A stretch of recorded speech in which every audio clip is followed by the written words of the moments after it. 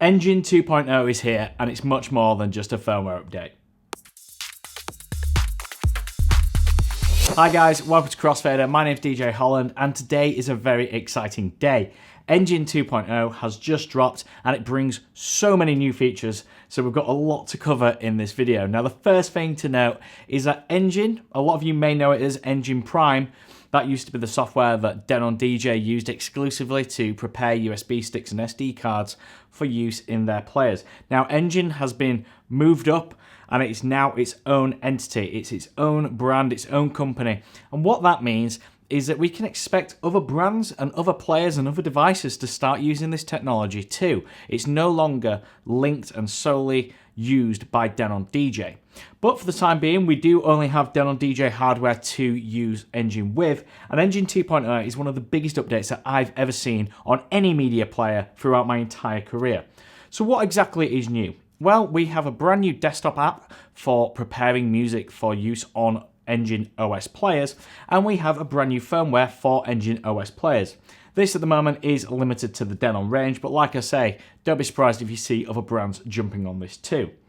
Now, Engine 2.0 is written upon a brand new database. It's a bit boring, it's a bit geeky, and I'm not going to go into all the ins and outs, but the main thing to note here is that that database is smaller in size, faster to search, faster to load, and a lot more stable in operation. So if you've got a large music collection, you're going to really benefit from this new code that the software is written upon.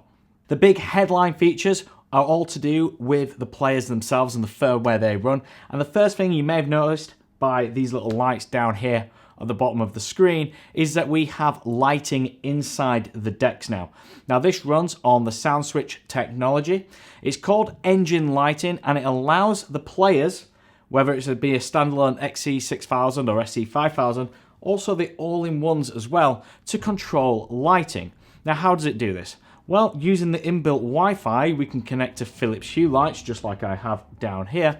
But if you want to take it one step further, you can plug in a sound switch micro DMX USB connection to either the deck or to the all-in-one, and you can control a full DMX universe just from the deck itself.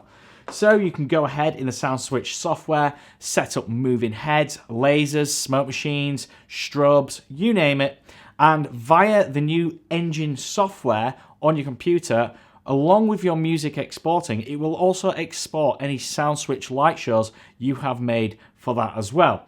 You plug the DMX into one of the available USB ports, and away you go. You have a light show on the screen itself. The SC6000 players will link in with a X1800 or X1850 mixer, so all your movements on the faders and crossfader will be noticed and will pick up on the light show. And you can see just here that it works flawlessly. It's really, really cool. Even moving heads can be adjusted position using the touchscreen on the devices. It is so, so impressive. Next up is the interface itself. Now, anyone who's used one of these Denon devices in the past will know that if you headed into the settings menu, for example, you could scroll forever and ever, it seemed, with the amount of availability of options. That's all been overhauled into nice, neat tabbed sections, making the whole interface a lot easier to use. On the all-in-one units like the Prime 2 and Prime 4, that really ugly home screen where you had the 4 icons on the multicolored background is thankfully gone. Now we have this neat control center where you can swipe down from the top of the screen and access quick functions and sources at a touch of a button. It's all very clean, full of nice new animations, and it makes the process not only a lot easier to use, but a lot more professional looking as well. On top of that, we've got streaming services that have been updated inside these players. Now, when you access your streaming services, such as Beatport Link or BeatSource Link, we can add tracks to the Prepare window. Not only that, we can also preview tracks just like we can our own local media. So rather than downloading the full track into the player just to find out it's not the version we wanted, we can press directly on the artwork and preview that in our headphones before downloading the track.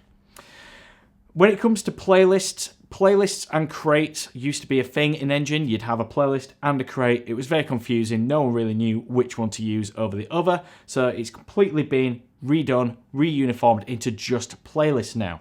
And when it comes to the all-in-one players like the Prime 2, Prime Go, and Prime 4, we have a new feature called Playlist Deck. Now, Playlist Deck will take your entire playlist and play it back to back and crossfade between those tracks as well. Meaning that if you're doing, say, a wedding, you can put a playlist on and walk away from the deck and it will manage playing through that absolutely fine. Now, the killer feature here is that Playlist Deck is not only just available to your local media, but you can use streaming services for this feature too. Moving on to internet connection in these players. Now, these players will connect to the internet and will get the internet clock. This is the same clock used by Google for all their time services. What it allows the deck to do, not only other than displaying you the time, but it allows the player to know exactly the playtime of the tracks. And also it takes into account the location of the device, the time zone that it's in. So if you're a touring DJ, when you go back onto your Engine desktop software, your history will automatically be uploaded, but it will also let you know exactly what time zone you were playing in. So no matter where you are in the world, if it's 4 AM and you've played a track, you can go back and find that track in your history very easily. History is something new into the desktop software. It does display, as I've mentioned, the time and the time location, but it also mentions the play count in there, and it's automatically downloaded into your desktop software. It won't ask you if you want to do it. It just does it straight away when you connect one of your drives. Finally, when it comes to more professional features that have been added, we've got Ableton Link. Ableton Link allows these players to synchronize up with other Ableton Link devices via either the wired internet connection or the Wi-Fi. Other devices do include Rekordbox DJ, Serato DJ Pro, Ableton Live, and of course some MPC standalone synthesizers and instruments. On top of that, we've got demo tracks built into the software itself now. So if you've not got a USB drive or an SD card inserted, you can actually load up one of 5 pre-selected songs that are in the software itself. This is great for sound checks and also just in case you need to get playing straight away whilst you're still setting up. Finally, some more minor things to note, but they are still very welcome updates. We have full Apple M1 compatibility with Engine DJ on desktop, and we've also got a great feature that if you drag or drop a folder from your Windows Explorer or Apple Finder into the playlist area, not only will it create a playlist from that folder, but any subfolders inside that folder will also get added as sub-playlists. This means if you've got a music folder on your computer and inside there, say you have a folder full of house, folder full of R&B, folder full of tech, you drag just the music folder into Engine DJ and you will have a playlist called music and then playlists called house music, R&B and tech. It's a great time-saving feature and I'm really impressed by the whole host of things that these players are now capable of. And there we have it, Engine 2.0. Now there is a lot in this update, so if you've missed anything or want more detail, make sure you check out our full written guide.